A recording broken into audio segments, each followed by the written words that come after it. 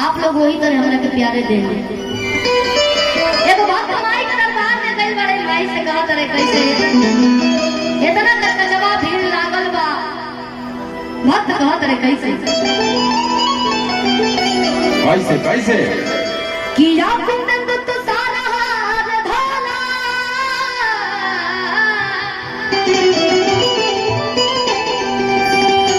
या शुभ्रवस्त्र धृता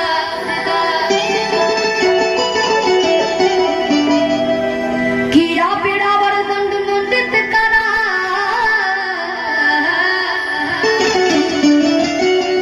या श्वेत पद्मासना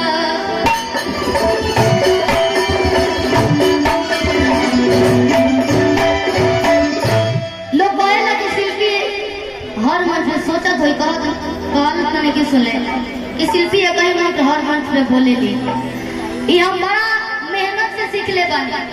जब स्कूल में रैली उली जाला तो वही संगीत के मास्टर आइला एक बार, तो पहली बार जब जब संस्कृत आ इंग्लिश का बोल गणित पढ़ावल जात रहे तो हम अपना छत पे ऊपर भाग जाए गाना गावे खातिर। जब मास्टर जी पढ़ाई तो हम ध्यान न देनी पढ़ाई पर। 4-5 से जब 4-5 में रहनी तबे से हम गाना गावे चालू कर देनी बनी।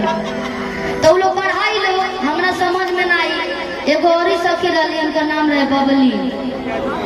वो नाचे या हम गाए ऊपर चल जाए छत पे। तो जब संगीत मास्टर देनी बोले के तो हम बड़ा 10 दिन में हमें मंत्र के हम रटनी तब जाके आए। तब से हम बोले लगे नी हारमोनियम देखनी बोलू भैया तो हम दौड़ के रूम में चल गए कि हम बजाए हारमोनियम पहले लगनी बजावे। तो हम कि जौन गावत नहीं तो हम निकली धूम तब पता चलल कि सीखल जाला तब उन्हें पता चलेला कि कौन रीड कब दबेला। ये सब बड़ा मेहनत लागल। आज कितना गीत कितना आदमी बोल दे, ज्यादा हम ना बोल पावे नहीं, बोले ना आवेला ना गावहू आवेला। लेकिन आप लोग के देन बा, आप लोग इतना ज्यादा मंच दे दी, इतना ज्यादा प्यार देनी। यही से हमें मंत्र के हर मंच पे गावे नहीं आए वो गीत भी गावे। कौन गीत बात बात कैसे कि जाना गाने अरे आहोर मैया अरे सीतियों ना डोले रे कि ताहिर बनवाना कि मैया मरी अरे लिहली बसड़वा हो कि ताहिर बनवाना।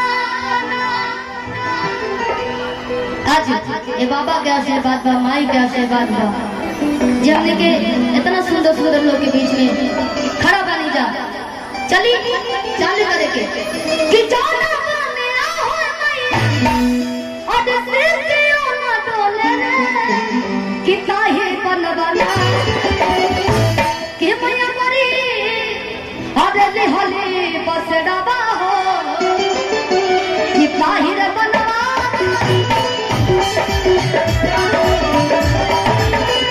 लिहली बसड़वा हो ताहिर बनवाना।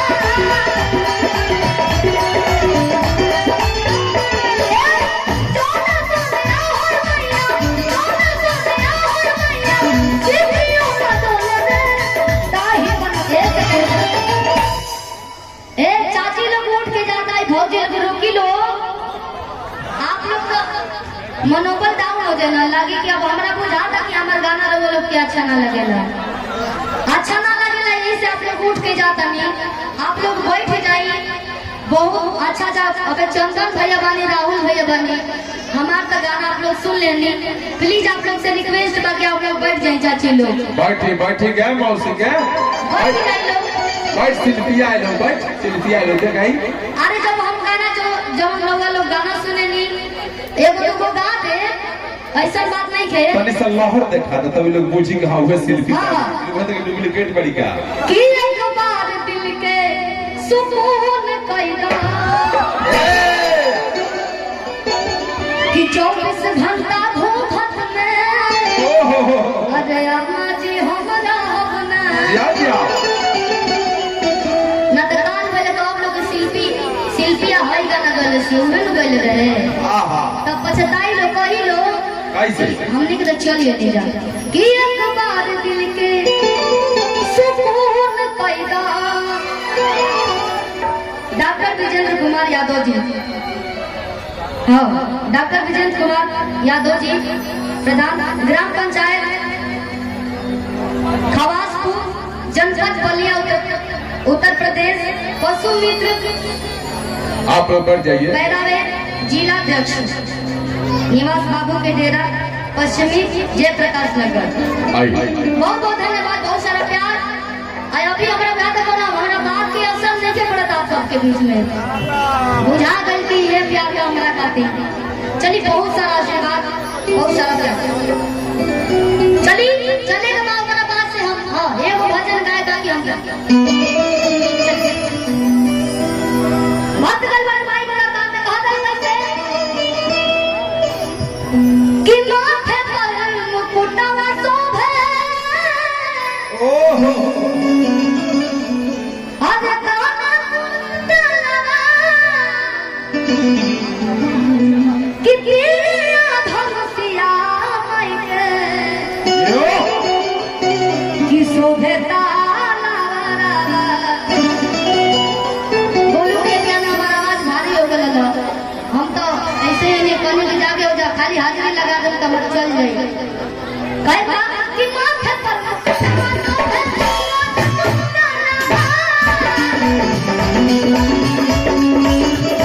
पिया धनुषिया माई के शोभे तालावा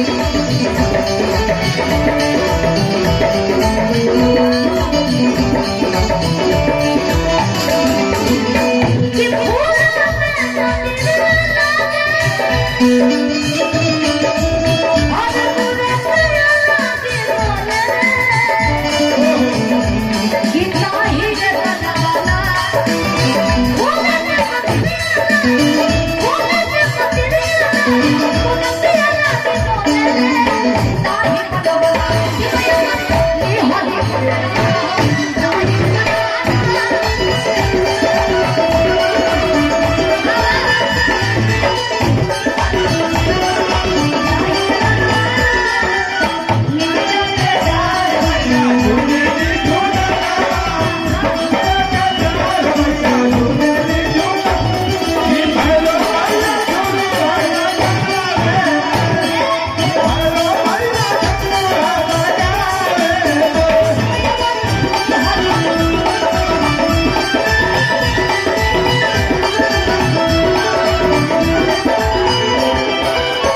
जखमी भैया संतोष भैया रवि भैया की तरफ से आई ढेर सारा आशीर्वाद गोलू राम बाबू भैया की तरफ से चंदन भैया की तरफ से गोलू भैया की तरफ से जब कलाकार की तरफ से आई पैसा मिले लगा राम बाबू भैया मैं पैसा लुटा देंगे बहुत बहुत धन्यवाद कि भैया हमारे लिए हो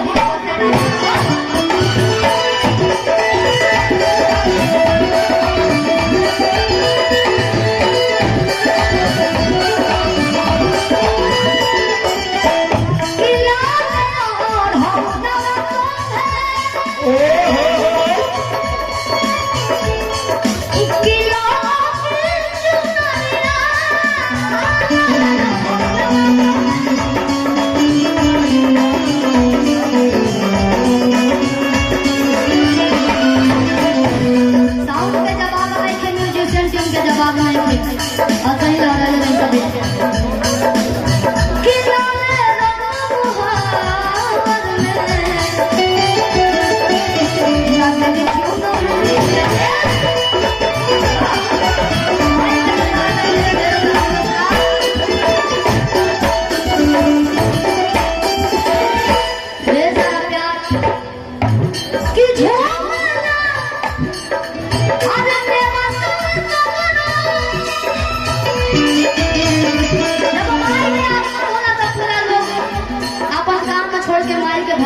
लग जावा।